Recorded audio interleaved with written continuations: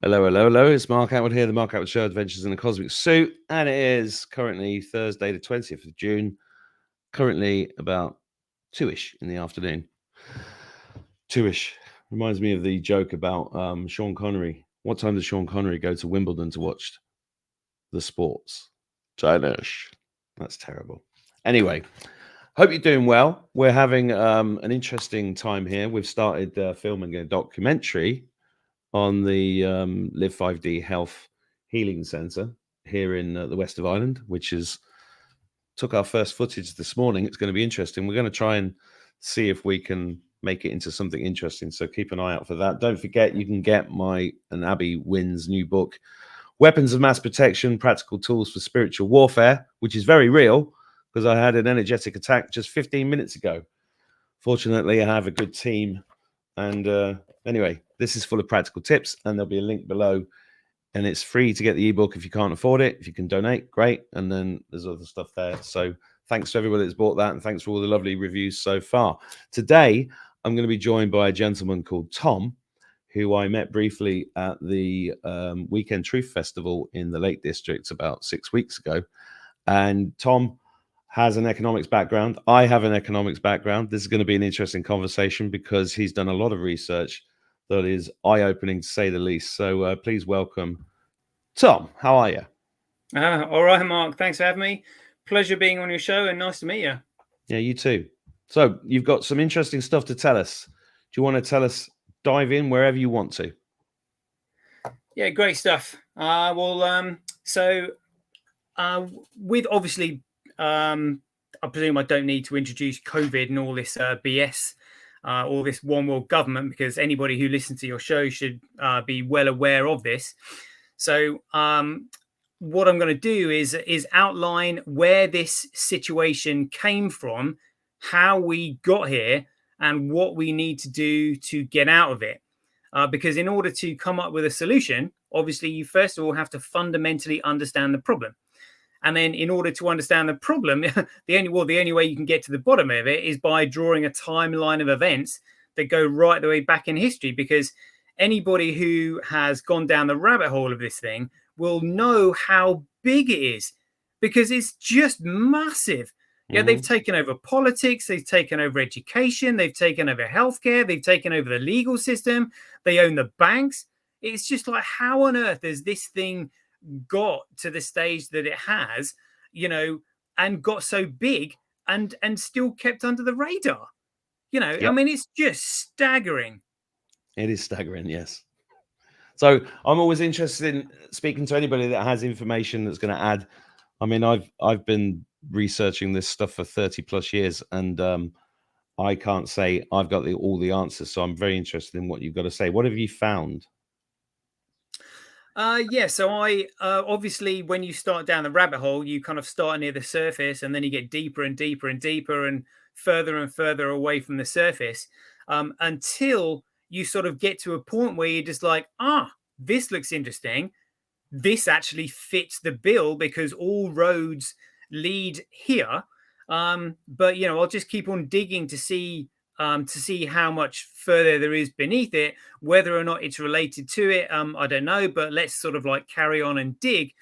So I went back as far as I could and obviously the further you go, the less details there are of events, but there are still, events that you can put in the timeline and maybe not have too much details about, but they're there. So these events keep on cropping up, and the main one that I just told you about was called the Tulsul Princess, and the Tulsul Princess was a sarcophagus that was found in Russia and Siberia, and it was found by coal miners who were digging a coal mine, and obviously you can carbon date coal.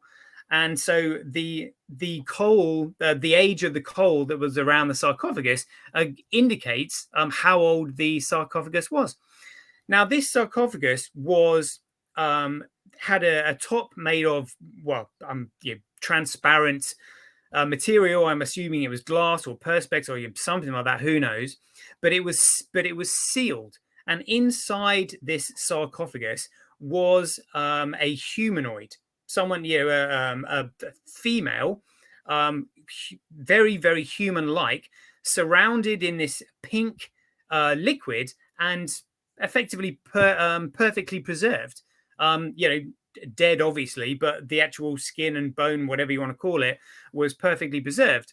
So they brought this thing to the surface, and obviously, they had to get in to this, and this humanoid was surrounded by this pink substance. And when they eventually opened up the transparent lid to this thing, obviously it was in a vacuum, and this pink substance that was around the princess drained away somewhere, and the body that was preserving this thing was gone, and the body started to effectively dissolve and deteriorate.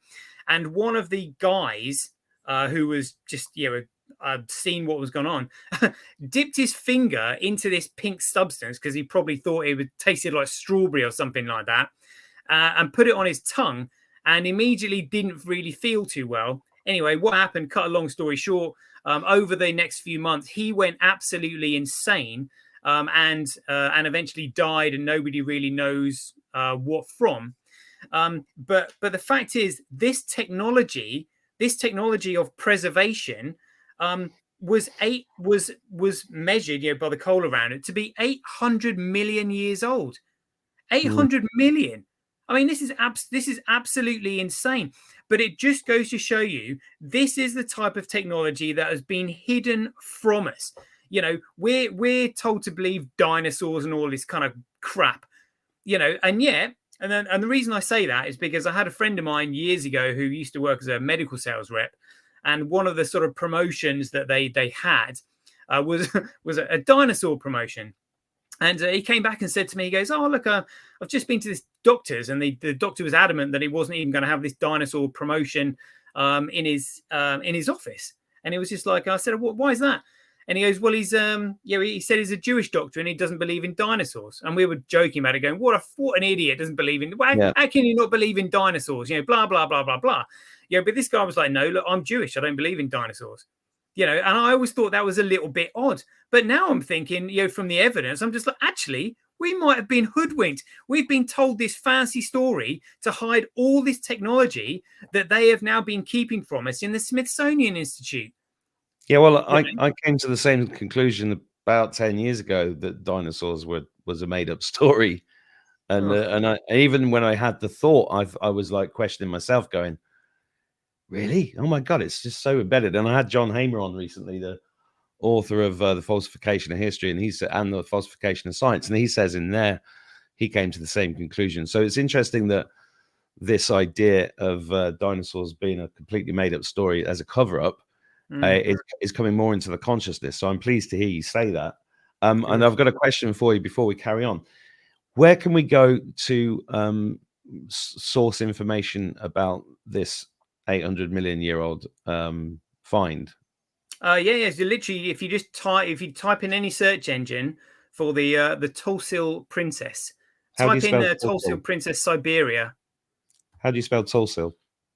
I think it's Tulis. I think Tulsi, maybe Tulsil. Siberian. Yeah. Is that your phone? Yeah. Sorry, I'll just mute that.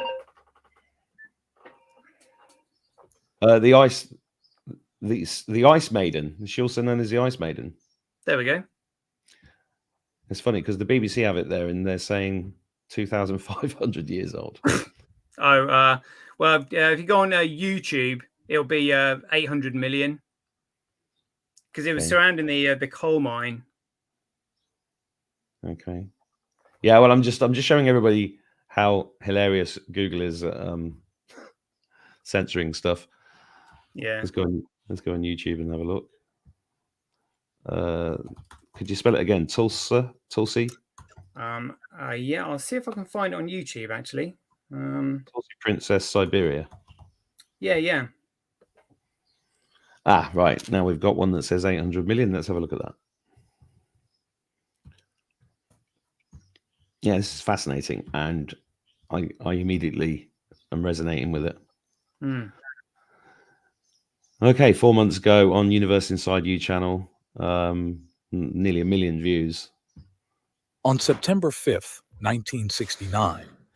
I'll let you keep talking. I just wanted to show the audience where they can find information to back up what you're saying. Yeah, I mean, again, I've not been to Siberia. I didn't see this sarcophagus. You know, again, I'm only listening to what other people say, but there is so much, you know, contradictory information out there, and all I know these days is that the modern political narrative is starting to crumble. You know, yeah, and there has to be a reason. And there obviously, if you go back to the biblical times and all that, you know, and I think also one of the CIA agents said the CIA will have completed its mission when everybody in the United States believes the political narrative and doesn't know anything.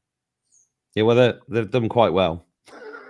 They have, yeah, they've done it. They've done exceptionally well, and I think in the Book of Revelation, it goes on about how in the end times, people will be deceived, which is which is what they're doing. And again, I never really used to be, well, I'm still not a religious individual, but it's the Bible, particularly the Book of Enoch. It's looking more and more like as if it's kind of like a playbook that they're literally playing up to. So these direct air energy weapons that must have been used to get rid of Sodom and Gomorrah, it looks like it's the same technology. The same. Even if it's not the same technology, it's similar technology that they're using these days. And if you are unaware of the technology that they have available, in the same way that Arthur C. Clarke said, any sufficiently advanced technology is indistinguishable from magic. Well, if we're not familiar with the technology that they're using, it means that they can get away with committing crimes, and we won't know how they've done it. Yeah, well, because we're not aware of the technology that they're using. Absolutely. I mean, we're surrounded by it. When I first realized that a lot of the mountains of the world are actually trees, and then you look at them, like the Devil's Tower, and you go, yeah, okay, I can buy that that's a tree. It looks like a tree. It smells like a tree. It walks like a tree. It's a fucking tree. But then you think, how did they cut that down?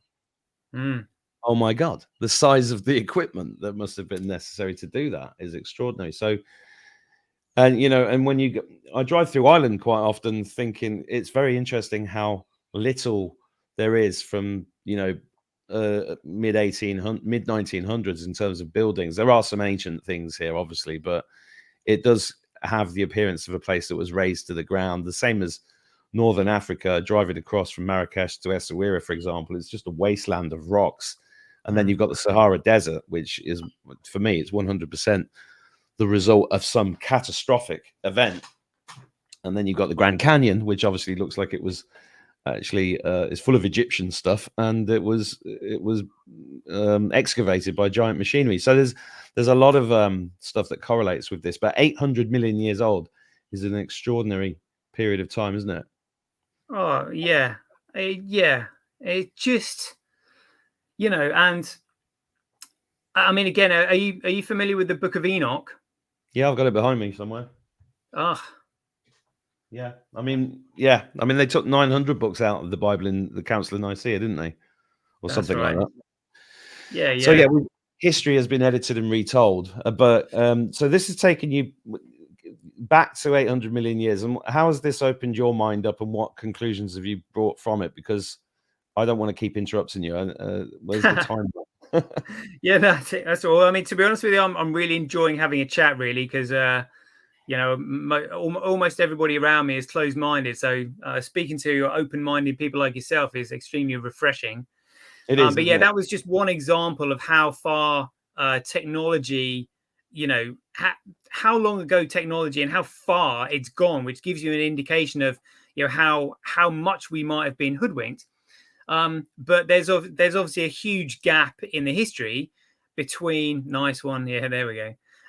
So there's the Tolstoy princes, 800 million, and then I guess kind of like the next one on the list was the Sumerian tablets.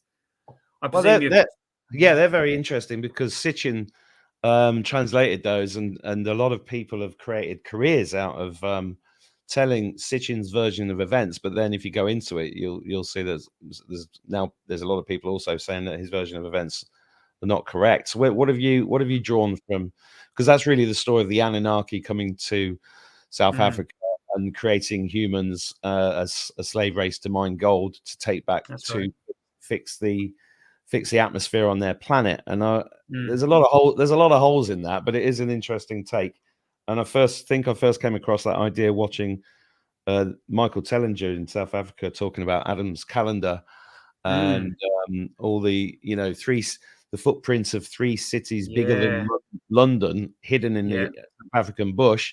And if you guys watching want to go and look at Michael Tellinger, you'll see my favorite video is him stood next to a granite rock which contains a 6-foot long human footprint that's millions of years old. So there's obviously a lot more to our history.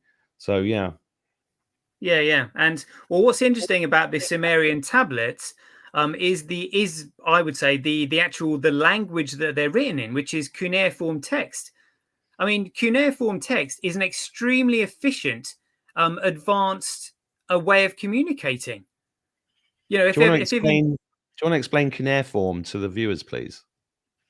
Well, yeah. I mean, the best way to think of it is, in all these Hollywood movies where they often have alien, I suppose, alien writings, if you want. They look very kind of futuristic and alien-like. Well, they're all taken from cuneiform.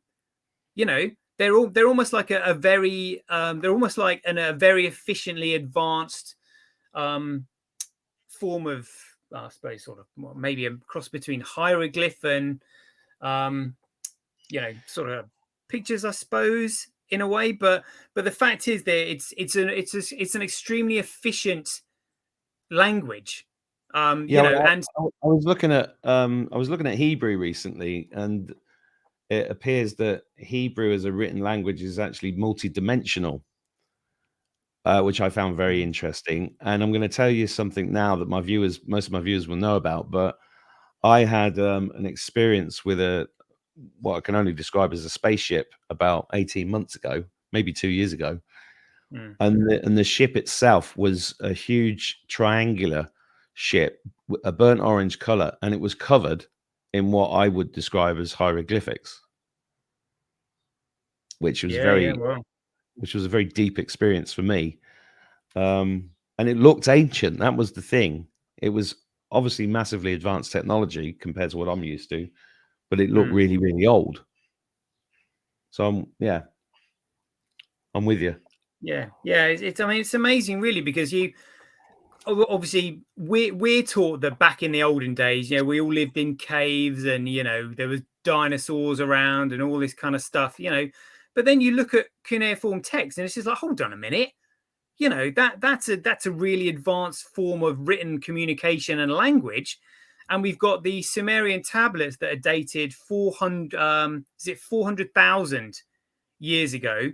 And then you've got the Sumerian King's List, which is dated 25,000 years ago, again, written in cuneiform text, describing these rulers or these beings that have a lifespan of approximately 30,000 years and rule for about 16,000 years. And then obviously you've got the oldest story ever told, which is the Epic of Gilgamesh. All written in this cuneiform, which blows my mind. And then obviously, whether or not you believe it or not, but I presume, are you familiar with I can't remember what his first name was, but there was an archaeologist called Fassbender who found the tomb of Gilgamesh on the banks of the Euphrates. Yeah, I've heard of that, but I couldn't bring it all to the front of my mind right now. Tell me more. Yeah, so what happened was this guy Fassbender was searching for the tomb of Gilgamesh because the Euphrates River was drying up and the banks were receding, and they had a clue about where he was buried, from descriptions, back in cuneiform, written in cuneiform text, and when he found and excavated the tomb, literally within 2 months of him finding that tomb, the US had invaded Iraq, looted all of Iraq's museums, of these what they call Stargate artifacts. But the first thing they did when they invaded Iraq, and this is very telling because it was literally the first thing they did. The first thing they did is went straight to the tomb of Gilgamesh, excavated everything, and then confiscated it all. Literally the whole lot. And that was the first thing they did. And then if you ever sort of like see the question that one of the journalists put to George Bush about invading Iraq, he's like, look, what did the attacks on the Twin Towers have to do with Iraq? And it was just like, well, nothing. And it was just like, well, why did we go in there then? He goes, oh, well, we thought they had weapons of mass destruction. Turns out they didn't. But better safe than sorry kind of thing. But if you ask me, that there is the perfect excuse that they needed to hide history from us, because they couldn't afford to get the story of Gilgamesh out into the public. So literally they've invaded Iraq, looted it for all of its gold, and then gone in and excavated this tomb and taken everything. And again, hidden history, because that's a key part of history that they just simply couldn't afford people to know about. Because it's key evidence of history being hidden from us. Well, yeah, they're extremely good at that. They're just keeping us dumbed down and not understanding who we really are. What conclusions have you come to from this research? So the conclusion from this research is that one of the things. One of the reasons that people have to work together is for the betterment of each other. So, one of the reasons you would think, oh, well, let's say there's a culture that you don't particularly agree with, but the fact is they've still got cultural history, and we are, whether you want to argue over the definition of it, we are the same. We're humans. We live on this planet. And we can work together. Now, the only reason you would work together for the betterment of one another is if you could add something to each other's life, which is knowledge, which is technical know-how. Now, if there is a group of people that has got all of this knowledge, and therefore we can't provide them with any more knowledge in order to better themselves, they don't need us. Mm-hmm. We are literally superfluous to anything they would require, because they have all the knowledge. We literally have nothing. All we know is the bullshit that they fed us. Therefore, they don't need us. And if we're doing is walking around in this, this deception that they've created for us, we literally know nothing, and therefore we are of no value whatsoever, and therefore. Why would they need us? They can just get rid of us.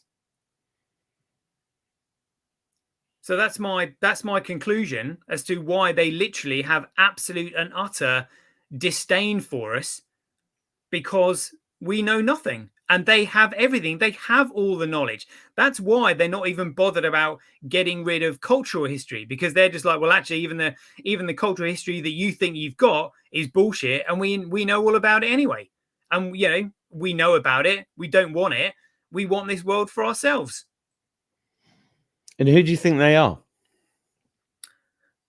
So funnily enough, they are mentioned in the Bible. So in the book of Revelation, when it says those who are of the synagogue of Satan, who claim to be Jews but are not and lie, behold. So this lot even made it into the Bible. The Bible and the Bible doesn't actually properly define who they are. It just says those who are of the synagogue of Satan, who claim to be Jews but are not. So effectively, they're saying they're not Jews, but they're not actually defining who they are. But from my research, it would say that they are Baal and Molech worshippers. And what's kind of what's really kind of quite scary is the fact that I'm sure you've seen this, if you zoom out and you look at Washington DC, it's the shape of an owl. Yeah, which is Molech, which represents dark and being able to see in the dark, as it were, but darkness. And then obviously you've got Bohemian Grove worshipping the same thing, which is that huge, that stone monolith in the shape of an owl. So I would say that it's this group of people who worship esoteric knowledge that have been around since thousands of years before Christianity, and I would say that they in fact they have they're sort of trying to fulfill the religious extremist prophecy of the Talmud, where one group of people with their particular beliefs that effectively live off other human beings through adrenochrome, want to be able to fulfill these practices that they have been engaged in since thousands of years BC.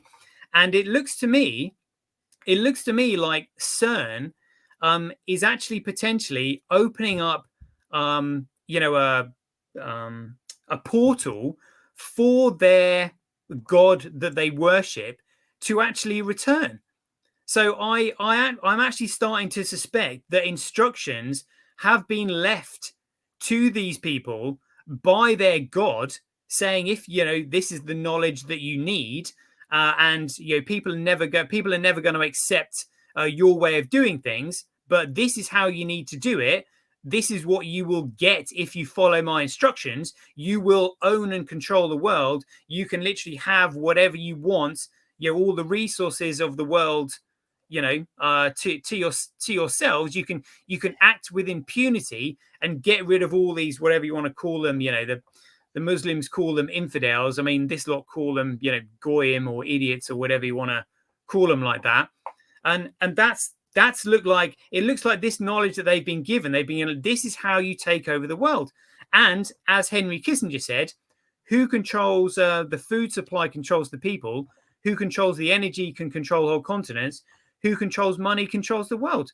So if you look at what they've been doing since 1911, it's all about corrupting the financial system and effectively getting control of the financial system through the medium of exchange. Yeah, well, I just want to, I agree with that. You guys watching, if you've never seen me before, that's my email list there. And that's the tmas.tv/Mark's email list. When you join that, one of the first things I send you is a link to G. Edward Griffin's The Creature from Jekyll Island, because you say you're an economist, Tom. I did economics for 5 years, and nobody ever talked about what money actually was. Nobody ever mentioned the fractional reserve banking system. And I found it out maybe 15, 20 years ago. And when I did find it out, I was very cross, because once you understand that, that's why I send it out to subscribers, because people have to, we don't question what money is at all. I mean, the thing in your wallet is an IOU. Yeah. It's based on it's a security. Yeah. But it says, I promise to pay the bearer upon the bond the sum of this picture of the Queen's head. It's insane when you actually think about it, and it's a tool of enslavement. I mean, how deep have you gone into that? Yeah, right to the bottom, mate. I can tell you everything. Go for it. All right. So this is a bit of economics 101. So literally, there are only 4 things that circulate within an economy. Literally. So everything else, everything in the economy can come under one of these 4 headings. You have goods that are manufactured. You have services that are provided. You have securities that are issued, and you have commodities that are either grown or extracted. And there's no human barrier to entry. So anything that's like an IOU or anything like this, it can all come under one of those 4 headings. And an IOU, which is a certificate that represents something that I owe you, that's a security, But the way it started out is that a medium of exchange is meant to represent a fair exchange of value. Now, if you are using a medium of exchange that someone has the ability to create out of nothing or even manufacture, it's not fair because they can manufacture as much as this thing as they want, or they can create as much thing as they want, or they can print this thing out of thin air. So what you need is a common medium of exchange. But again, you only need a common medium of exchange when a third party comes into trade and an economy is created. Because if there's just two of you, you can barter. You can swap a dress for a jeans, a coat for a jumper, whatever sort of suits your fancy. So in order to find a common medium of exchange between three people when a third party comes in, it just simply has to be a commodity that is either extracted or grown so that there's no human barrier to entry to accessing it. Now, in order for this thing to have value, if this thing was grown, people would just simply grow as much money as they could, and it would be economically worthless because there's an infinite supply of it. So what you need is a commodity that is extracted, that's fixed in supply, and effectively infinitely divisible. Because if it's fixed in supply, it means that it's scarce and therefore has value. And if it's infinitely divisible, it can spread throughout the economy. And that's pretty much it. But the main thing I found that a lot of these economic professors, they can't tell you the difference between money and currency, which absolutely infuriates me because they're totally different. So for your viewers who don't know this, a security is just simply something that secures your entitlement to something else. So whether it's a ticket that allows you into a concert, or whether it's a wristband that allows you into an entertainment center, whether it's a token that allows you to play arcade games, whether it's a certificate that entitles you to, proves you own land or share ownership. It's something that's issued by a higher authority that will back up your claim. Now, when a medium of exchange, when a security starts being used as a medium of exchange, and again, because it's issued, it can only exist within a closed economic area or private community. When a security starts being used as a medium of exchange within this closed economic area or private community, it becomes a circulating security. Now, if you try to amalgamate those two words together, it's a little bit difficult, but a current flows and circulates. So a circulating security is currency. That's what currency is. Whereas with money, money has to be a commodity. So we'll break the word commodity down.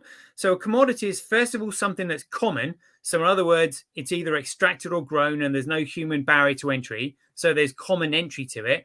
That's then been itemized. So commod it, and then uniquely identified, which is IDTY. So commodity is common item identify. Now, what happens is because this a commodity that would be used as money is a tool that enables, encourages, and accelerates the facilitation of trade, it means that they're economically competitive. So over time, these commodities will eventually outcompete one another until everybody uses just one, which fulfills the trade in the best way and everybody's familiar with. So when a commodity monopolizes a market due to its ability to be used as a medium of exchange, it becomes a monopoly commodity and recognized as money. That's what money is. So money is the monopoly commodity and currency is the circulating security. So really, the currency should transfer and transport the value of the money. But if you remove money from currency, you have securities fraud, or as they like to call it, fiat currency, because we're stupid. And they're just like, oh yeah, we don't want them calling it securities fraud. So we'll just tell them that it's fiat currency, and they'll be happy with that because they're a bunch of fools. Well, they certainly do think we're fools, and it's not surprising really because they've built a system to make us fools. Oh yeah, totally. And I think have you come across Rockefellers' Secret Covenant? Yes, I have. Yeah, so the very first line says, an illusion, it will be so large, so vast, it will escape their perception. Yep. Yeah, well, this is literally all they've done. So if you look at the timeline of events and literally just take a step back, you can see what they've done clear as day. clear as day. So I'll just go through the timeline quickly. So first of all, obviously, the issue that Rockefeller had was that the US government took his baby off him, which was the Standard Oil Company. And funnily enough, they did that in 1911. And that date is really important. I'll come on to that later. So 1911 stole his Standard Oil Company off him, broke it up into different companies like Shell, Exxon, BP and all that kind of stuff. 1912, he had to get rid of the main objectors to his plans of set up a central banking system. And that was Benjamin Guggenheim, Isidor Straus, and Jacob Astor. And funnily enough, they all died when the Titanic went down on the 15th of April, 1912, And guess what? Well, Titanic was the sister ship of the Olympic. Mm-hmm. And the Olympic was already really badly damaged from cruising into the Nantucket lifeboat and also HMS Hawke that went into its bow and bent the propeller shaft. Now, that would have been so expensive to fix that it really wouldn't have been worth it. And it was JP Morgan that owned the White Star Line shipping company, of which both the Olympic and the Titanic were in. So that wasn't doing too well. So he just came up with a plot along with Rockefeller, said, all right, well, actually, look, we've got three main objectors that object to our central banking system. And, what we need to do is get everybody on the maiden voyage of this new ship that we've bought. We're going to call it the unsinkable ship, and we'll conveniently sink it, which is exactly what happened. So 1912 got rid of the objectors of the central banking system. 1913 created the central banking, which was the Federal Reserve. And then after that, if you want to create huge amounts of profits, what you need is to own companies that create consumable products with the largest profit margins. And those products are weapons. So if you want to make a small fortune very quickly, all you do is own a weapons manufacturing company and start a war. So it's no coincidence that the World War I started the following year in 1914. Mm-hmm. The war finished in 1918, and then obviously we've got the Spanish flu from 1918 to 1920, where they killed more people than they even did during the war. Because that's another agenda that they've got. But then during the war, the First World War was all about creating profits, like a huge financial war chest. But then the way the Federal Reserve is set up is that whenever it prints money, its shareholders, whenever it prints currency and makes profits by printing currency, its shareholders also profit. So its shareholders are never going to object to the negative effects of inflation because they're the ones who are benefiting from it.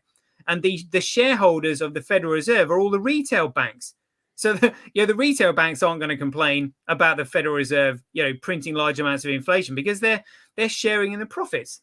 So what they've done is they continued printing money after the First World War had finished in order to create the Roaring Twenties, to get everybody to purchase stocks and shares in companies. And then in 1929, they simply rug pulled by literally reducing the amount of currency in circulation by up to a third. So nobody had any currency to buy anything and therefore couldn't maintain the share price of these companies. And this lot, with the huge financial war chest they'd accumulated during the First World War, bought up America. So that's basically when they bought everything, which was during the Great Depression. And because they weren't stimulating the economy in the US anymore from 1929 onwards, they needed somewhere else to, send their funds. And that's when they started funding Hitler. So they basically funded Hitler to get Hitler to start a war in Europe, to then drain the European countries of their gold reserves, to then set up the Bretton Woods Agreement in 1944 and say, oh, look at that. You now no longer have enough gold in your banks to back the amount of currency you have in circulation because we've got it all.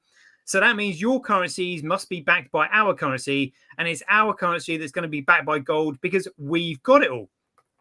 And so once you've done that, you've now got a currency that is no longer economically competitive to other currencies, meaning that the group of people that have control of that currency can now act as economically irresponsibly, as they want without any economic penalty, because their currency is now no longer competitive. It's the reserve currency. And again, that was followed by the Nixon shock, where he said, "Oh yeah, that gold we promised you, yeah, you're not getting it." But after the Second World War, you've got the baby boom period from 1945 to 1960, and what they were doing was stimulating the U.S. economy again to overvalue all the corporations they'd stolen during the Great Depression, to legitimately raise finances against them to purchase all the European corporations that Hitler had decimated for them. So now they've got America and Europe, and they already had London after the Battle of Waterloo in 1815, when they sent a messenger back saying, "Oh, by the way, Napoleon won," when actually it was Wellington had won. So they've got London, America, Europe. And then after that, everybody knows about the Japanese economic miracle and the tiger economies. Again, same thing, created massive bubbles, rug pulled, after engineering social and political reform with the central banks of Japan, Indonesia, Thailand, and South Korea. And so they've just simply done the same there. So they literally own all the corporations, but the way they've done it is through the control of the medium of exchange.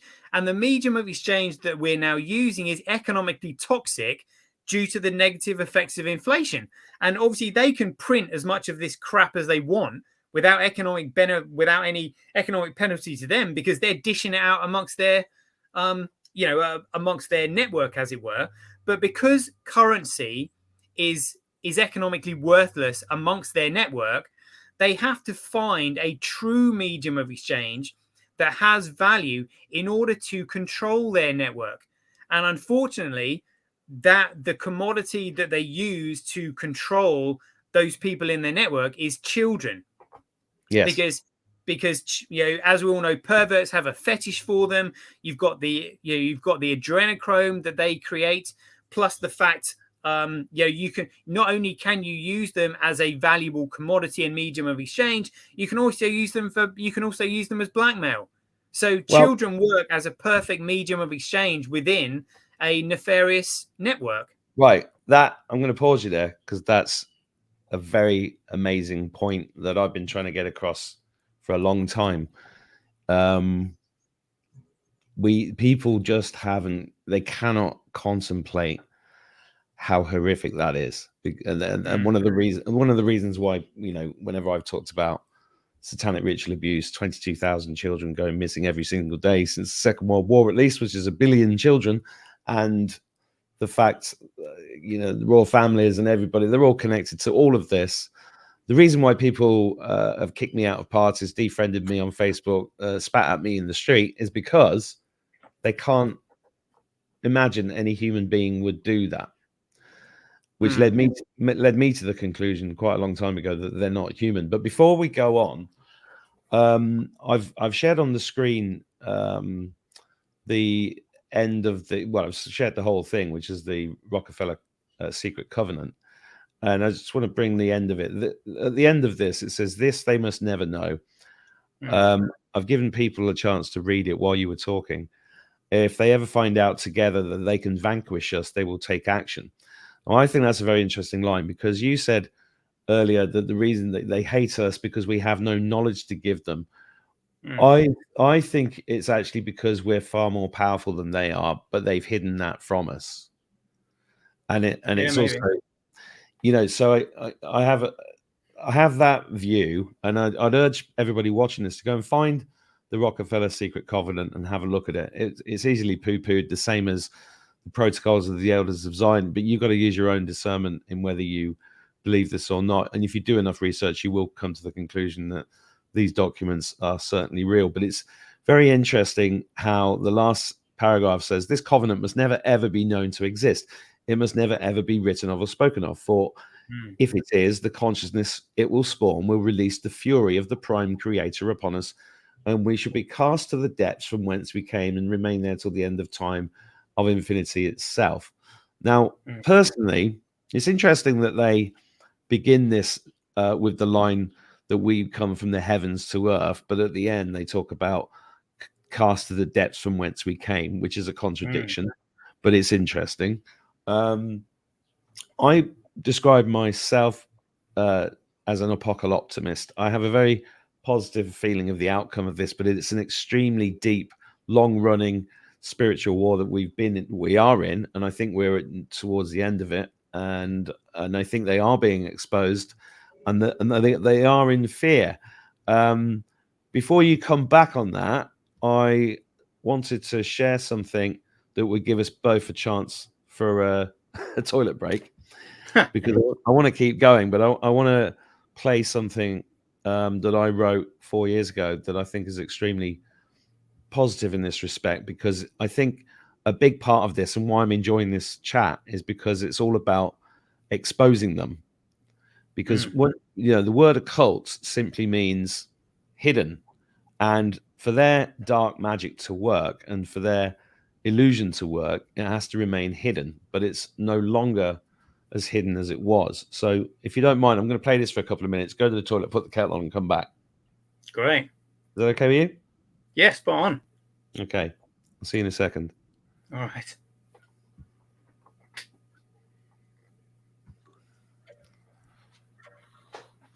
We see you. The scales have fallen from our eyes. The veil has drifted down from the sky, meandering firmly, finally revealing your depth of depravity. That's fear you're now feeling. We see you. Your demonic bloodlust laid bare to see, the statue of filth on the BBC, the prince and the madam, the crisper spy, the islands of horrors in the ocean lie. We see you. A billion souls stolen over the years. You hid them deep down to drown their tears. Perfect and innocent, God's own creations, mutilated by your sick machinations. We see you. Vlad the Impaler and his vile descendants, fleeing the palace from the 5D ascendants. The virus distracted, but gave us the time to peel back the layers of your heinous crimes. We see you. Run, run as fast as you can. Back for more orders from the Phoenician clan. Out of White Rabbit, the looking glass cracked. Tipping point reached, odds against you now stacked. We see you. Pizza and hot dogs, pasta and sauce. Your sickness decoded your lack of remorse. Our slumber is over, our eyes not wide shut. The children of Haiti, a knife to your gut. We see you. Ascension is powered by the light of the flare. Scramble like rats to the ruins of your lairs. It's over, it's over. Save our children, we cry. Revealed, reviled. It's your soul's time to die. We see you. You still there? Yeah, indeed. Yeah, it felt appropriate to play that after everything you just said. Yeah, absolutely. Are you familiar with JFK's speech called "The President and the Press"? There was at the Waldorf Astoria. I probably am if you quote it to me. It's about secret societies being repugnant and shattering the CIA and the FBI to the four corners of the wind, or something like that. Yeah, that's right. But what he says is that he says, "For we are opposed around the world by a monolithic and ruthless conspiracy that relies on covert means, on infiltration instead of invasion, and coercion instead of election, intimidation instead of free choice, all that kind of stuff." So he knew exactly what they were doing and what they were up to. I just suspect that he didn't actually know who it was that was doing it. All he knew was that the conspiracy existed. I'm not so sure. I think he knew exactly what he was doing, possibly faked his own death, and started Q.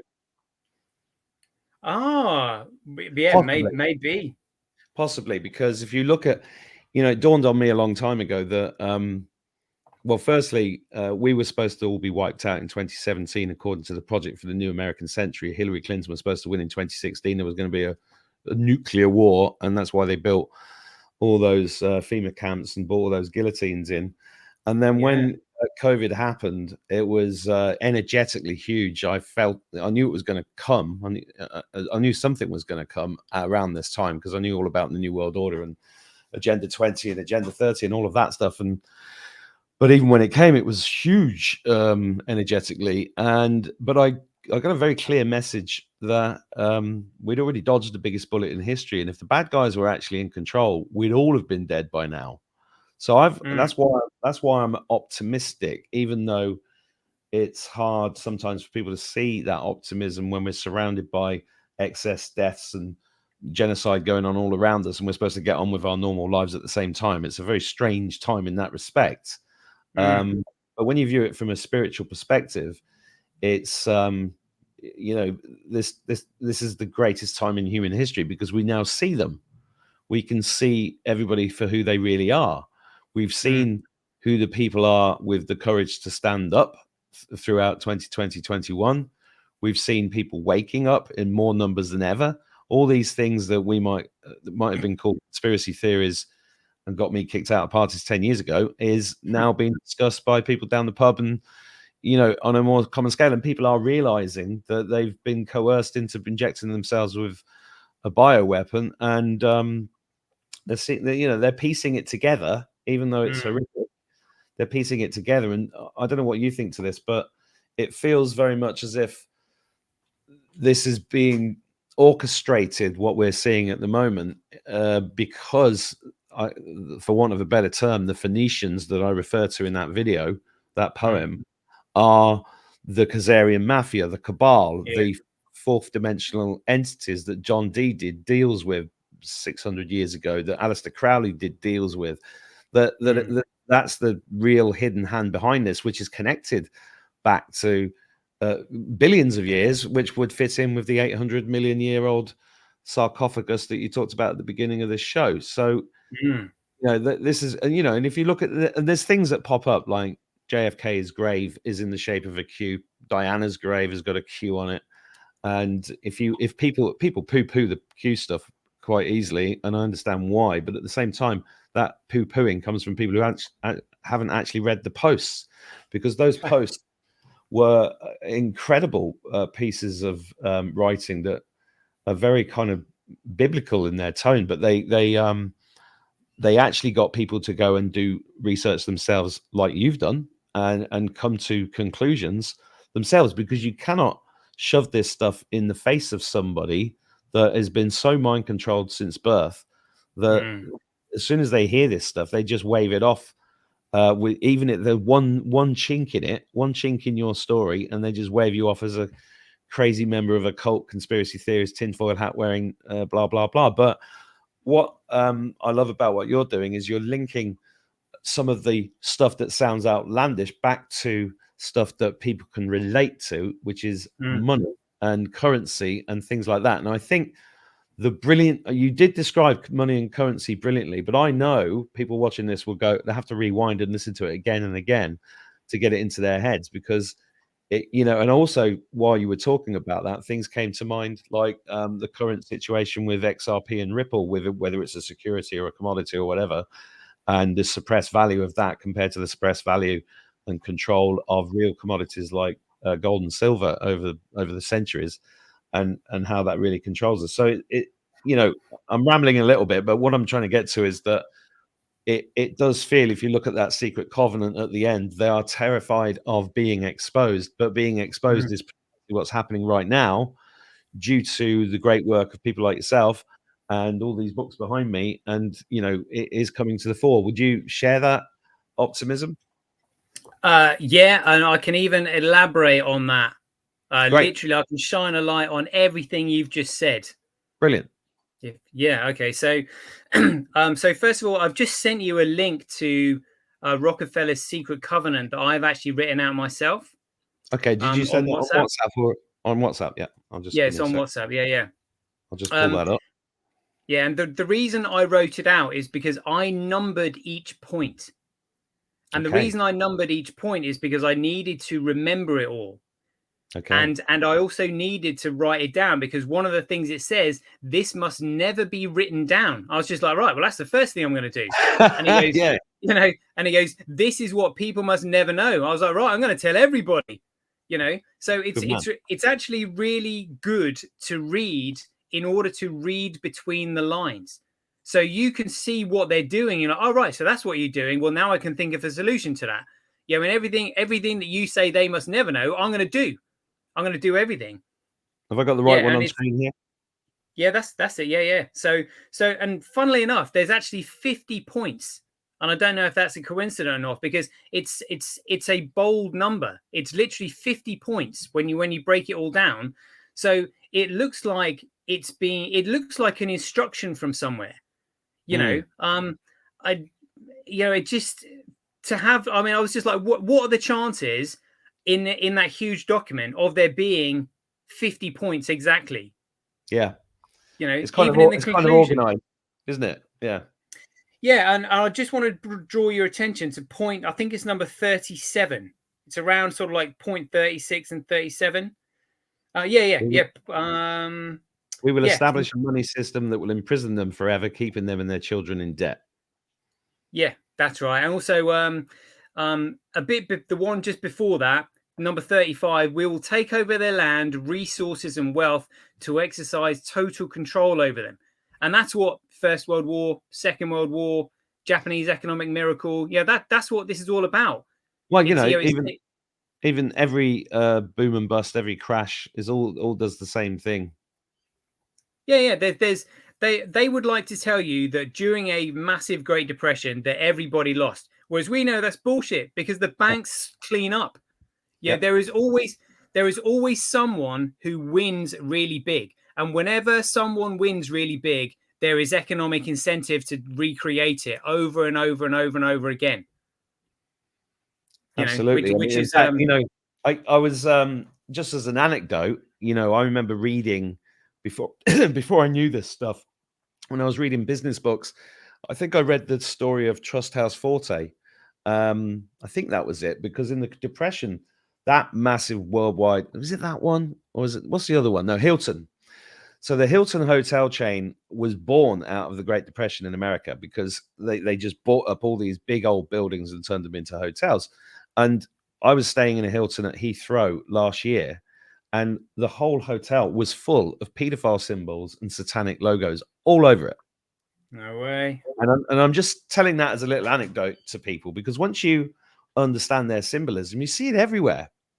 And then as you develop your senses, you feel it everywhere as well, and this is why all this thing connects and is so important. So I'll shut up. Carry on, please. Yeah, that's all right. So just going back to things that I skipped over there quickly. So the purpose of World War I was to not only accumulate a financial war chest that they would use to purchase America during the Great Depression, it was also to set up the Balfour, the Balfour Declaration. There was the 2nd of November, 1917. So again, no coincidence. It was a year before the war finished. And that Balfour Declaration was to, seek approval from the British government in order to set up, a Zionist state of Israel, which is where they would effectively start their global domination from. So their creation of the Balfour Declaration and the creation of Israel was the start of their global expansion plans. They're going to, Yeah. So for the viewers, Israel is Ra El. Is Elohim. Ra, you can look that up. And I was listening to something recently I thought was quite interesting, that the whole Israel-Palestine conflict, which I do not tend to talk about because it's drawing us into a division, because both sides are as bad as each other, is actually an ancient family feud, ancient, like with these beings that you're talking about at the beginning of the show, that goes back hundreds of millions of years. And somebody put it to me that even the souls that are coming into the children that are getting murdered in this horrific situation there would not choose not to do it because they're part of the feud. And that is a mind-blowing kind of thing to think about, because we are so stuck in the 3D, and we do get stuck to these sides in this whole situation. What do you think to all of that kind of thinking? Oh yeah, I mean, well, what they do is they use third parties. They like, you know, they always use third parties to do their bidding. They set people off against each other. This is why they get away with doing what they're doing, because they can always say, oh, you know, well, you know, we didn't actually do that. Yeah, we never coerced you. We never said you had to do that. You know, blah blah blah. That's exactly what the American government have been doing over the last 25 years, but they've called it plausible deniability. Yeah. That's the modern term for doing that exact thing. And everything else is Hegelian dialects or problem reaction solution. And they're always stood back from it with their hands clean. Yeah. It's extraordinary, isn't it? Yeah. And I tell you what, well, yeah, I mean, I tell you what has made me realize who it definitely is. Like you said, you know, Khazarian mafia, you know, the Zionists and all this. So are you familiar with Executive Order 6102? I don't memorize executive order numbers. Fill me in. That's all right. Yeah. So on the on April 5th, 1933, Franklin Theodore Roosevelt issued Executive Order 6102 that demanded all the people in the United States hand their gold into the Federal Reserve Bank. Yes. Yeah. Yeah. So and they said that this sorry about that. It's just my doorbell. They said that this this order must be completed by the 1st of May 1933. So in other words, you know, it's like we're literally within a 3 and a bit week time frame, they'd effectively lifted all the gold, you know, from the people in the United States. And funnily enough, again, I don't think this is any coincidence, in the same year, on the 3rd of July 1933, they had what they called in the Chicago Fair, the largest concentration, the largest gathering of, you know, Zionists, if you want, in a festival called Romancing the People, that funnily enough was sponsored by the Jewish Agency for Palestine. And that was where they had over 125,000 Zionists gathered together. And this is, you can find footage, you know, in Getty Images of this fair, where they were literally doing Baal worshipping, you know, sacrificing. I mean, I hope it wasn't a real kid, you know, sacrificing what looked like, you know, a child to the belly of the beast, which is Baal. So It looks to me like they've stolen all the gold from all the people in the United States and then celebrated it a few months later. Yeah, well, I totally believe that. Yeah, I mean that explains how they could afford it, because they've literally just stolen all the gold. Literally, they're just like, right, well, now that we've achieved this objective and we've got all the gold off everybody in America, we're now going to have this huge festival, you know, glorifying our God and our religion.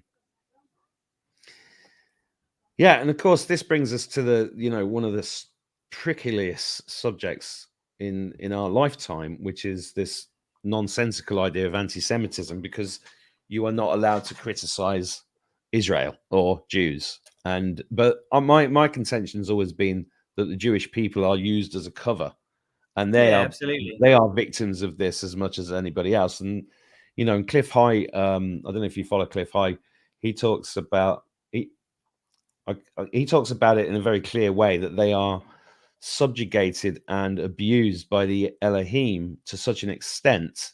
You know, this is why they have this horrible circumcision that changes the mind of the child from birth.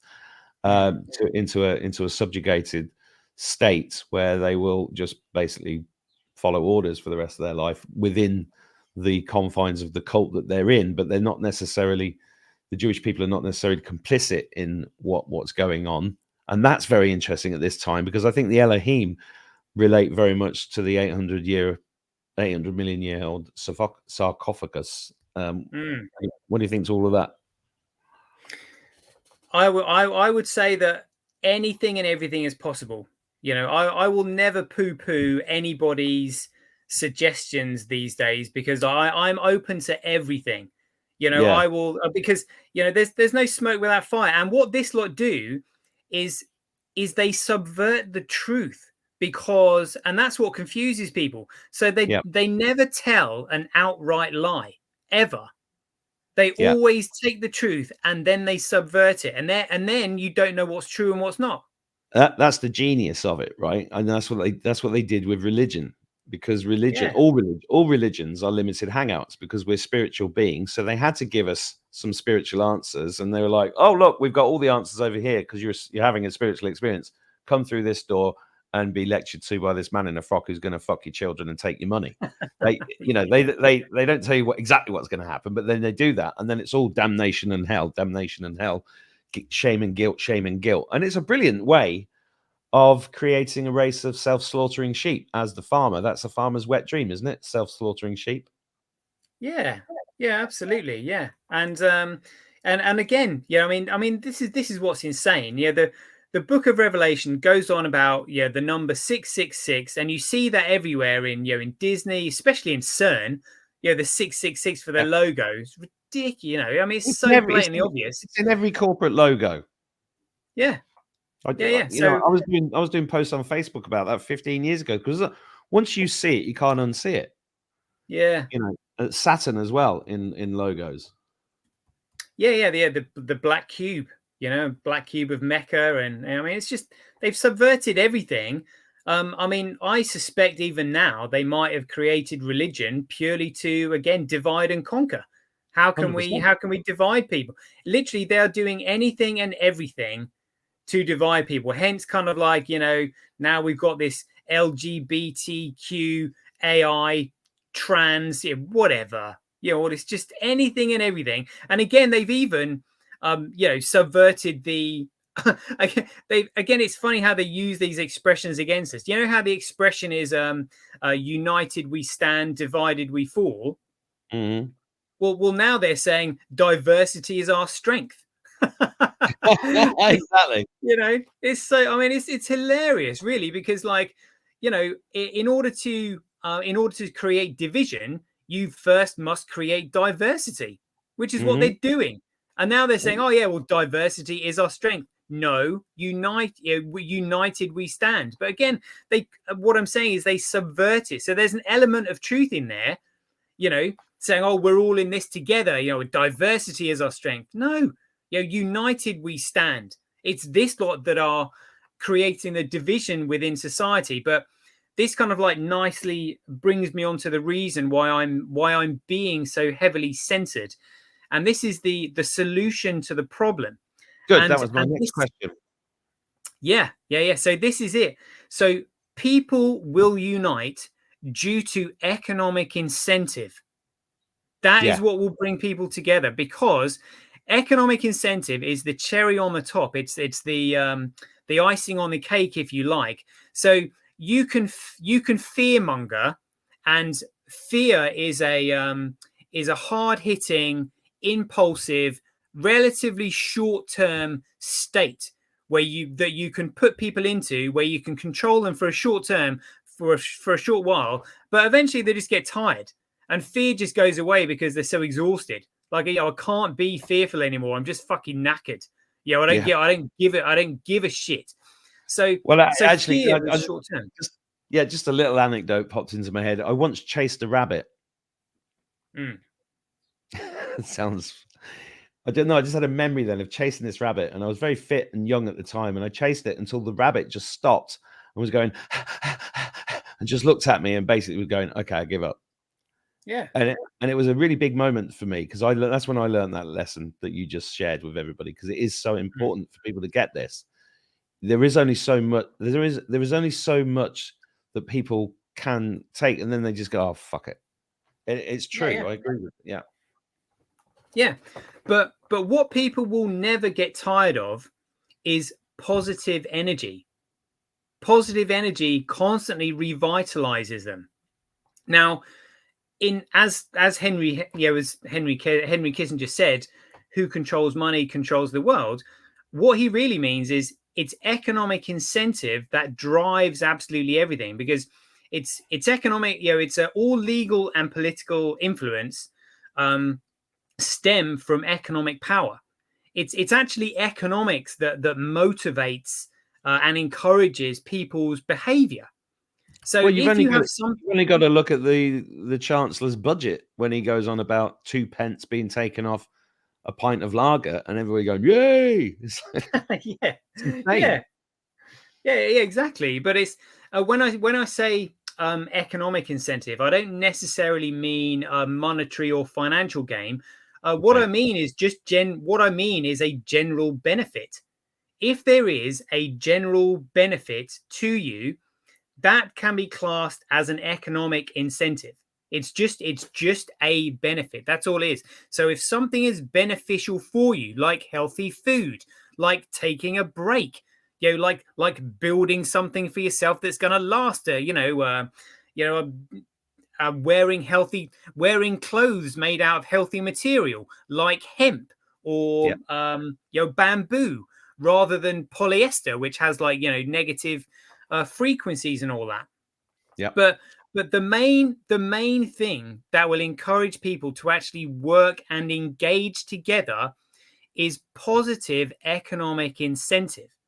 So what they've done at the moment is they've stolen all the gold that was the money that was people using, and given people this economically toxic medium of exchange that is fiat currency that only benefits them.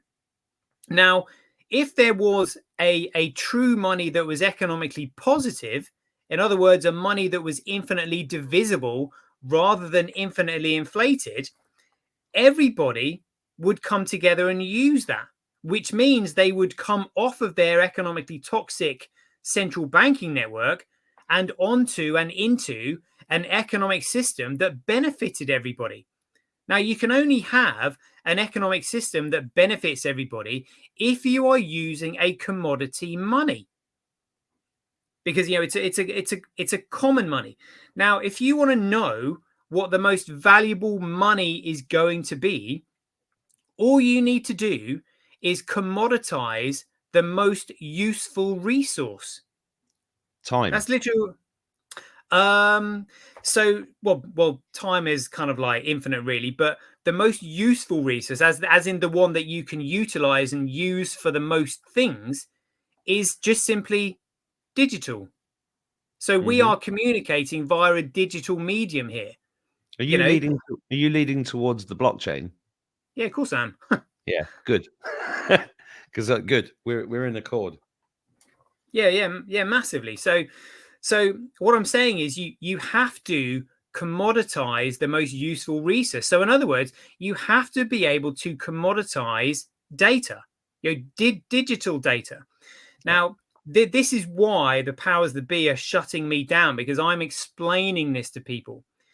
And the reason so many economics professors don't understand this and think that all these digital tokens are securities, which they mostly are, but there is a genuine one. And the reason is because the starting point is a paradox. And this is why they don't get it. Yeah. So this is the paradox. If you can start something, it means the same thing can be started by someone else anywhere at any time, meaning there is an infinite supply and therefore an economic fundamental value of zero. So in the same way that a commodity that is grown would have no value because you can grow an infinite amount of it. If you can create an infinite amount of it, then it's also economically worthless. So therefore, the question has to be, how can you solve this paradox? And this is the paradox. Yeah, sorry, go on. Sorry. No, I don't mean to butt in. It's just that I've got, No, go for it. no, because I'm really enjoying everything you're saying. It's just that I've had my own life experiences that have been interesting. So I met John Matonis. You know him? Yeah. Co-founder of the Bitcoin Foundation. Yeah. So I met him quite a few times in London in 2017, I think it was. And, at the time I was still, I got involved with Bitcoin early on. I was still getting my head around it years later, actually. And he described how he got an email one day in, what year was it? I can't remember what year it was, probably 2008 or something like that, from what's his name? Satoshi Nakamoto. Yeah, Nakamoto. So and he said it was just a one-page document explaining this. And I'm bringing this up for the viewers because the whole thing about Bitcoin is it's limited to 21 million, isn't it? 21 million Bitcoins. Yeah, right, yeah. And the closer you get to that, the harder it is to mine them. And inherently, because I couldn't get my head around the value, because even though I kind of understood, and I'd studied economics, and it was still struggled with it. But once I understood that energy was going in and the encryption got harder and everything else, I'm just bringing that up because it was interesting, because he said to me at a party that this document was sent round to him, who was a professor of economics in America. And he was one of only a handful, and he became a part, and he was doing talks on Bitcoin to a room with 3 people in it. It was like 11 o'clock in the morning at the Edinburgh Comedy Festival. There was just nobody there. They weren't like, yeah. But it was using blockchain, which is and people are now talking about Bitcoin being, and like, this is just for me to blurb to the audience because I know you're going to go through on a through train with this. To be used for darknet and for child trafficking and for arms trading and all of that. But people always confuse the medium of exchange with the uses. So they'll say things like money is evil because the Bible says that, which isn't true. Money is not inherently evil. It's just a tool. And the same with digital currencies. They are just tools. And there's really good things actually that can be and are being done with the blockchain. I think it's the solution to many, many things. And getting people to understand that. And that's why I think it's interesting how Donald Trump has effectively endorsed digital currencies in the last 2 years, especially when he said I got a big announcement, and then he comes out with his NFTs.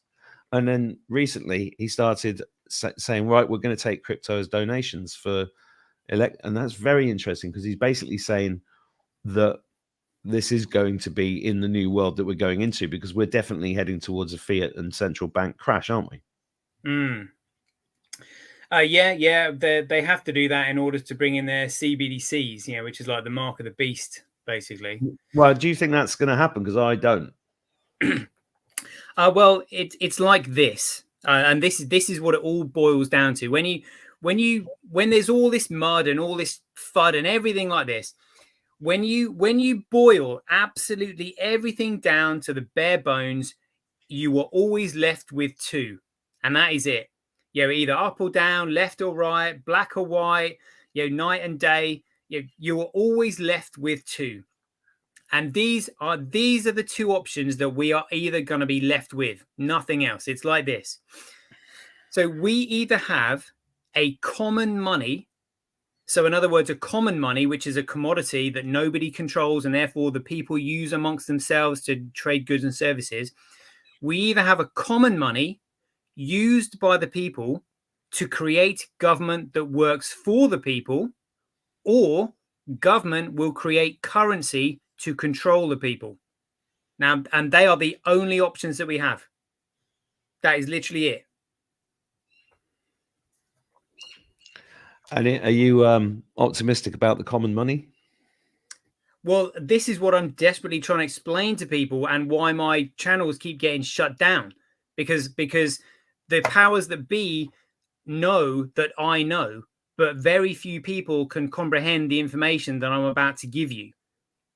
Oh, you're about to give it? Yeah. Okay, Yeah. I'll shut up.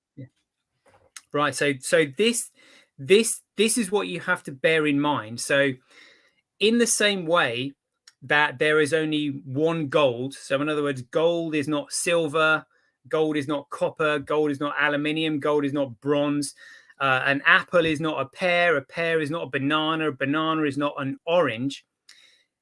Data can only be commoditized one way, which means there will only be one digital commodity. That is it. And this is why they have allowed and created the cryptocurrency market to exist, in order to cover up the protocol that actually commoditizes data and threatens their economic power and dominance. And the reason they actually moved this coronavirus forward is because there is a period of time that the network had to go through with neutral organic growth without any central point of influence in order for the network to be classified as a commodity and a common network.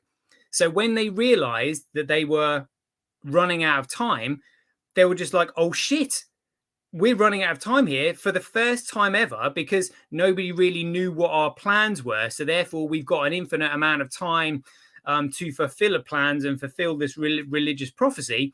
Now we're on a time frame, because the moment this network has finished going through this period of neutral organic growth and people start using this as a money outside of our central banking system that we control, we lose control of absolutely everything.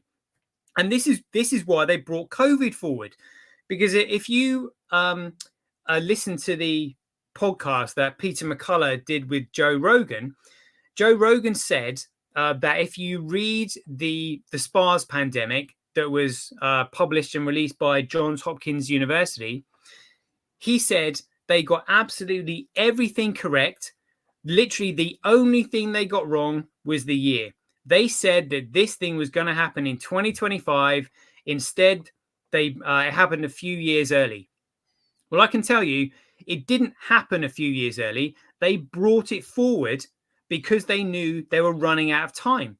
And that document that they published, which was the SPARS pandemic, was actually published, and check this out because no coincidences, that document was published by Johns Hopkins University and released on the 31st of October.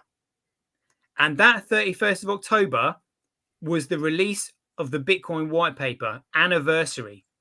So you've got the Bitcoin white paper that actually described, or should I say expressed for the first time in history, how to actually commoditize digital data, which would ruin their plans. And then you've got this lot publishing the SPARS pandemic going, actually, you can't have a common money under a totalitarian one world government because we would own and control everything. So that's what we're going to try and do.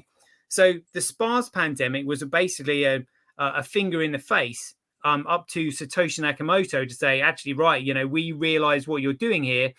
We are going to be against you.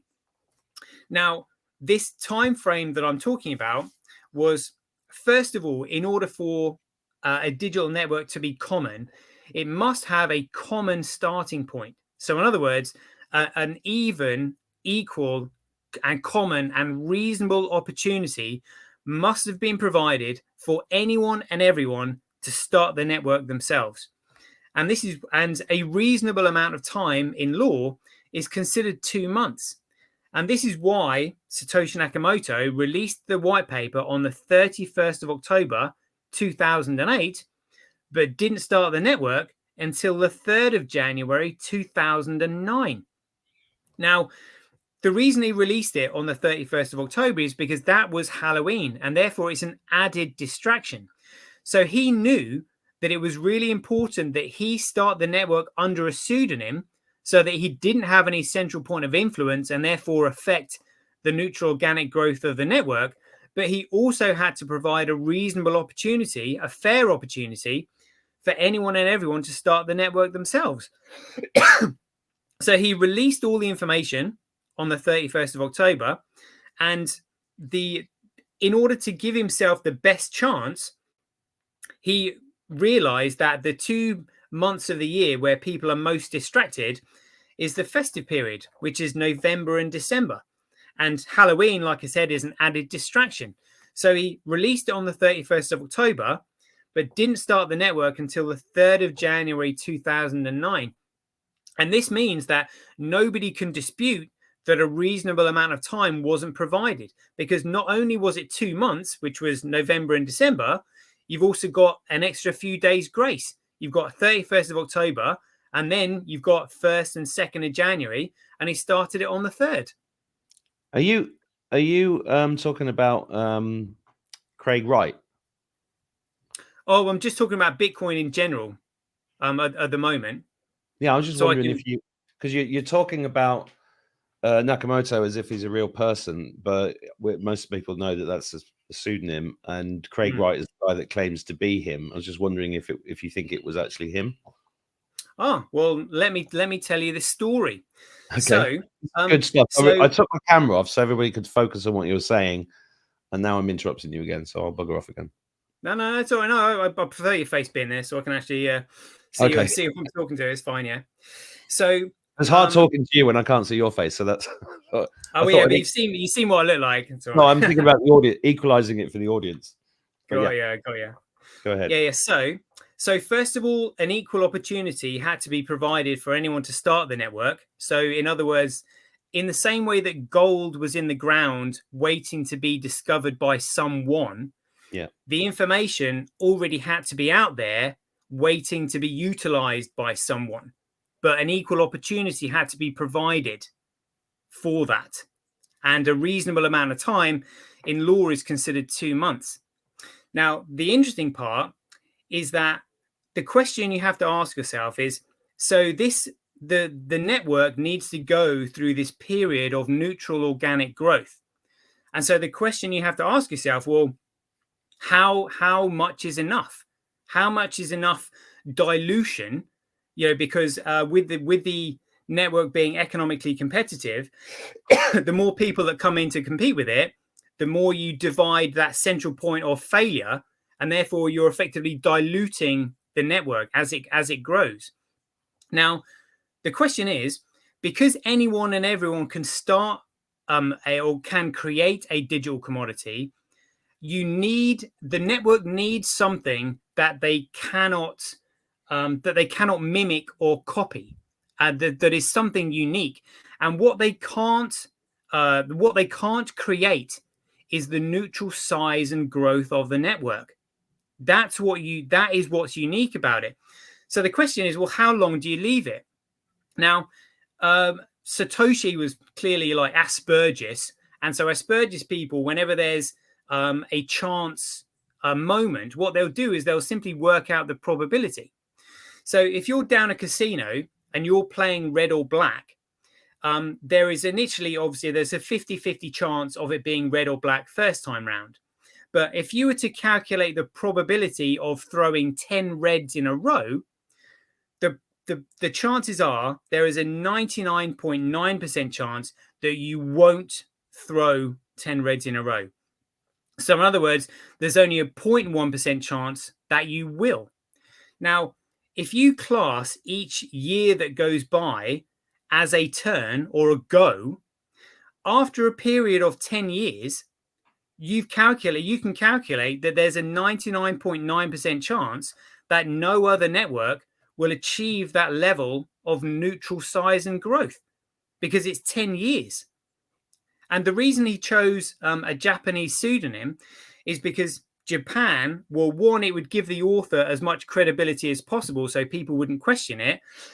Because if he'd used a name from a third world country, people would have had suspicions about where he got his education from and why he wasn't coming forward to receive such, the financial rewards associated with such academic acclaim. If he'd chosen a Chinese or a Russian name, people would have had suspicions about his political intentions. If he'd chosen a Western name, they would have been able to track him down. And so by choosing a Japanese name, Japan being technologically advanced, highly developed and politically neutral, with a large enough population and a language barrier that would allow him, well, that would allow his identity to remain a mystery long enough for this network to go through this period of neutral organic growth. Now, are you familiar with the Tulip Trust document, or the Ira Kleiman case that took place in December 2021? Are you familiar with that? Yeah. Yeah. So the Tulip Trust document contained the Satoshi coins, which was, well, the newspapers reported it as 1.1 million, but it was actually 1,100,111.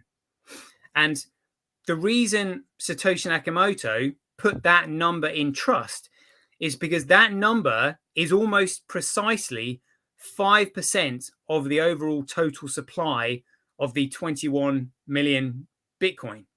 Now, the reason, and again, bearing in mind that Asperger's people don't leave anything to chance, they'll always work out the probability.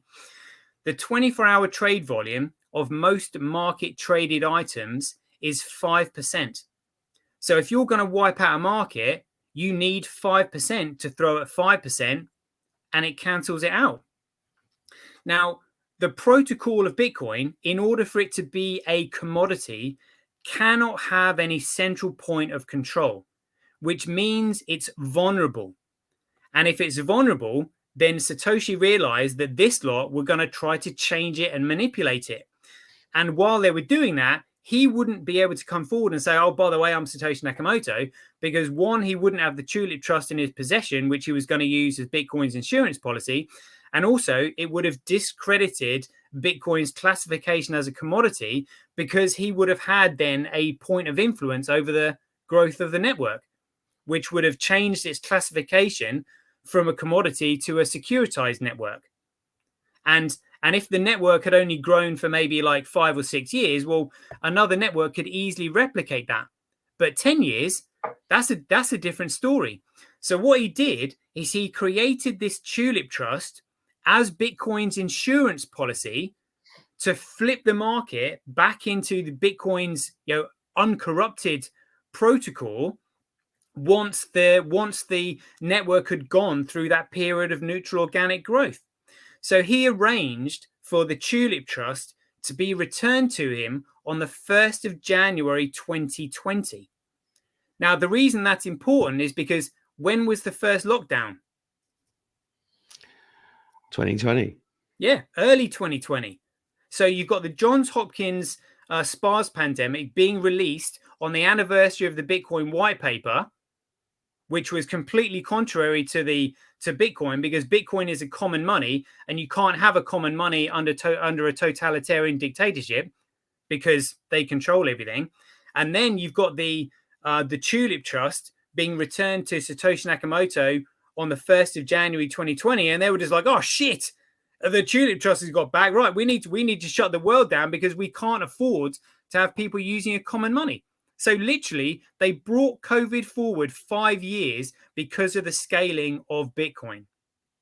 And that the Tulip Trust case was actually settled in a trial by jury in a Florida District Circuit Court.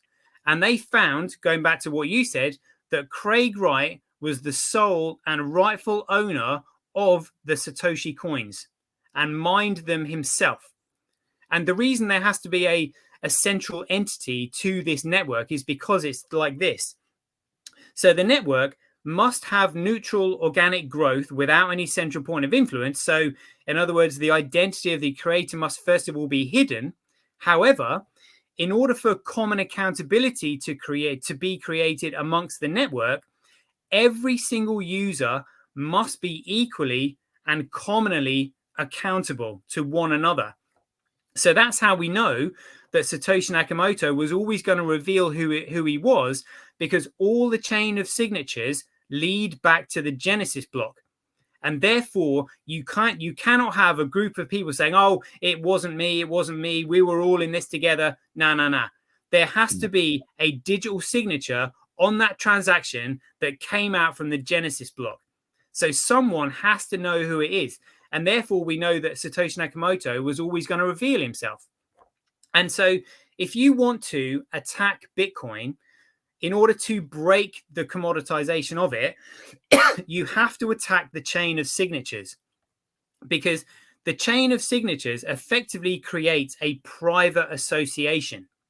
So even though you might not know everybody in your association, chances are you will know someone else who knows someone else that does. So the WTF Festival where I met you, that was not advertised publicly. It was put out privately in amongst a network. So when the I think it was when the police sort of called Callie and they were just like, oh well, we've just seen this advert. She was just like, well, that wasn't an advert, and that wasn't an advert in a public domain. You've just sent me a private invitation. Yep. You know, that's not out in the public.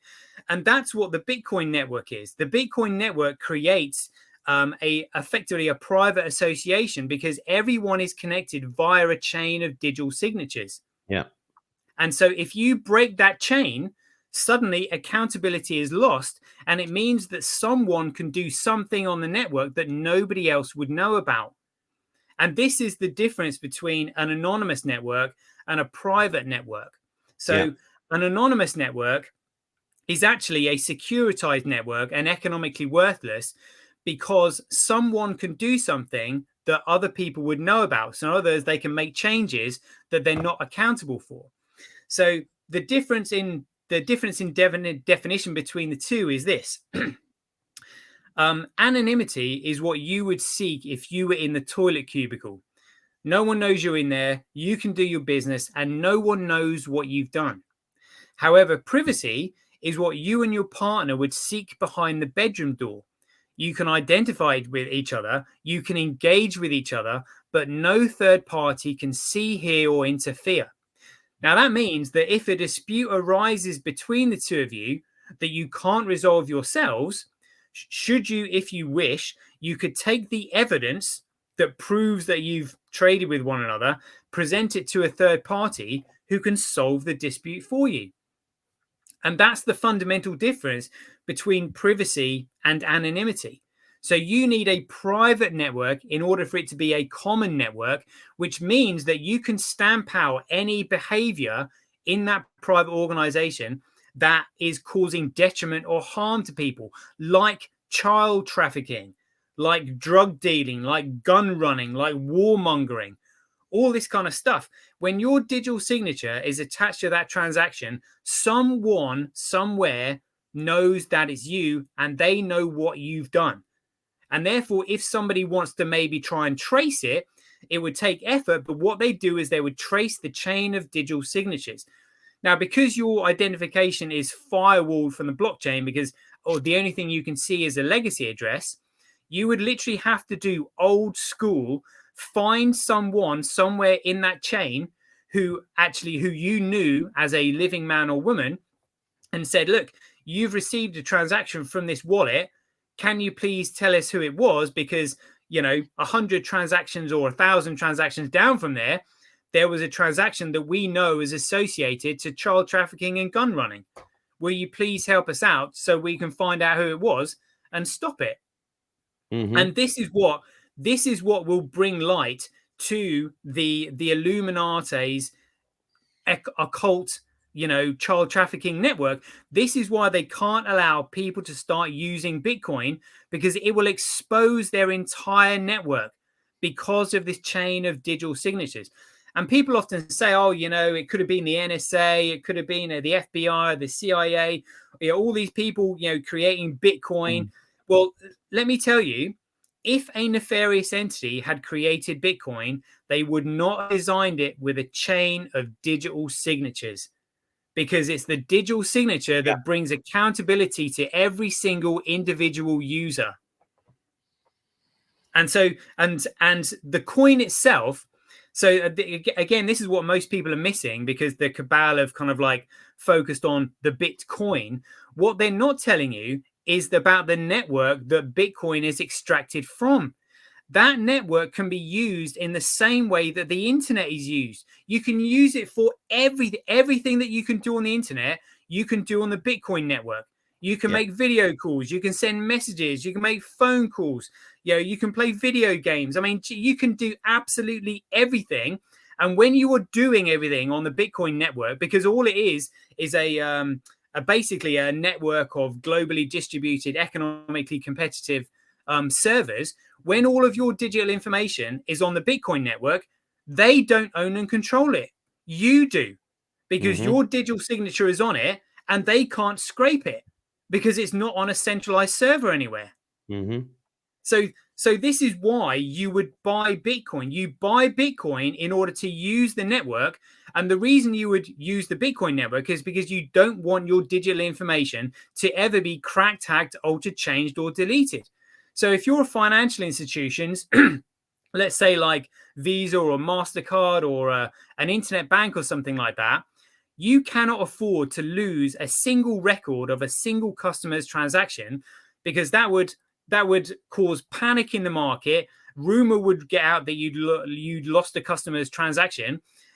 Share prices would tumble, heads would roll, and you might get a computer virus in your servers somewhere like that. So these CEOs are absolutely paranoid about keeping their customers' records and digital information safe from cybersecurity hacks and virus software, and hence they spend millions, if not billions of dollars securing their servers from hacks and viruses and all this kind of stuff. Whereas now they can get rid of all of their very, very, very, very costly overhead server network expenses and just simply put everything on the Bitcoin network. But the way you upload everything onto the Bitcoin network is by paying for the upload with a Bitcoin. So you buy Bitcoin to use the network to secure your own data, which makes it the most valuable commodity on earth. Because everybody is going to be using it, because the whole world runs on digital information. And this is what they don't want you to know, which is why they created this entire cryptocurrency market full of bullshit coins like XRP and XLM and Stellar and Ethereum and just absolute crap.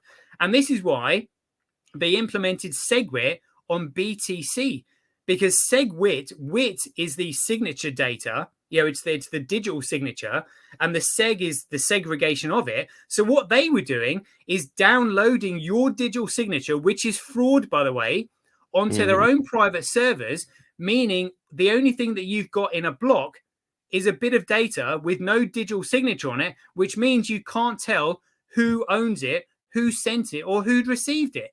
And if you can't tell who sent it or who's received it, then you have no claim on it. And if you have no claim, the contract is null and void. So in the same way that, if you remove the signature strip from a contract, that contract is null and void. And so what SegWit did is imagine sort of like taking a whole load of contracts and saying, what we'll do is we'll tear the signature strip off the bottom of this contract because we don't need it. And we'll put the contract in this filing cabinet, the signature strips in that filing cabinet. But don't worry about it because both filing cabinets are in the same cupboard. It's like, no, that doesn't work. If that signature strip is not on that contract is null and void. So if your digital signature is not on a Bitcoin transaction, that Bitcoin transaction is null and void because you have got no lawful recourse because your signature isn't on it. Therefore, you don't own it. And it's this information that they are absolutely petrified of anybody knowing, because what they don't want and what they can't afford is for people to start using Bitcoin as a medium of exchange. Because the moment we start using a money and a digital network that is outside of their central banking system and their centrally controlled servers, Facebook, Amazon, Google, Netflix, and all that, they have nothing on us. Nothing. Oh, you're muted. Can you hear me now? Yep, that's better. What about the fact that Bitcoin is too clunky to use as a currency, as a medium of exchange? I mean, I kind of bought into the idea that it was a good medium. It was a good source of store of value, but it would not necessarily work as a currency because the code was so clunky and it was too slow. Right. Well, this again is the bullshit that they want you to believe. Okay. So in order, because they didn't understand what Bitcoin was to start with, all they knew is that if they first of all restricted it, it would then give them enough time and opportunity to find out how to corrupt it. Okay, So, which is the CBDCs. well, actually, it's what they did is they restricted the block size so that it made it clunky and slow and unreliable and expensive. That's interesting. So the very first individual that Satoshi Nakamoto transacted with was a person called Hal Finney. Are you familiar with him? Well, I am interested, but it's currently 4:10. We've been going for 1 hour 45 minutes, and I've got somebody waiting for me, and I want to do a part 2 with you and bring in some other crypto people to talk to us. Would that be? Yeah, that'd be great. It's been a great conversation, but it's nearly 2 hours long, and I've got no time left. That's all right. It's been great. I really enjoyed it. No, it's really, really fascinating, and I am open-minded enough to, I'm not married to any idea. Whilst you were talking as well, I just got somebody notified me that I was on another. This is the kind of thing that happens when you do this show. I got notified that somebody that I've interviewed has just called me a satanic Trump supporter on another channel. So, I'm batting off all these things at the same time as taking this information in, because I think, I think you're an amazing researcher and an amazing talker, and there's a lot of sense to everything that you're saying. And I think apart from me running out of time on this show, I think it's a good time to stop and then give everybody, including me, a bit of time to digest what you've said, and then come back to it in a week or so and follow it up with part 2. Maybe put it out to the viewers for questions and a bit of interaction. I don't know. Would you be up for that? Yeah, of course. Yeah. I mean, I've also got a video titled, which I made, was "How Can Bitcoin Defeat the Cabal?" And it's probably the most technically advanced video I've made on it. And it's only like 20 minutes long, so I can send that to you, and you can have a watch of it. Well, I will. And all the links that you've mentioned as we've gone through this, if you could send all those to me in one thing, I'll put them beneath this video for people to go and do a bit more research and watch that video as well before we talk again. Awesome. Yeah, great. Yeah. No, it's fascinating. This is I've really enjoyed this, but I am out of time. That's all right. Yeah, it's been good. Time for part 2 then. I'd say the universe works in mysterious ways. It does. No, it's brilliant. Thank you, Tom. Thanks for your time. All right. Thanks everybody for watching. We're going to do a part 2, 100%. So thank you very much. I'll see you soon. All right. Cheers. Have a good one. See you later. Bye. Bye.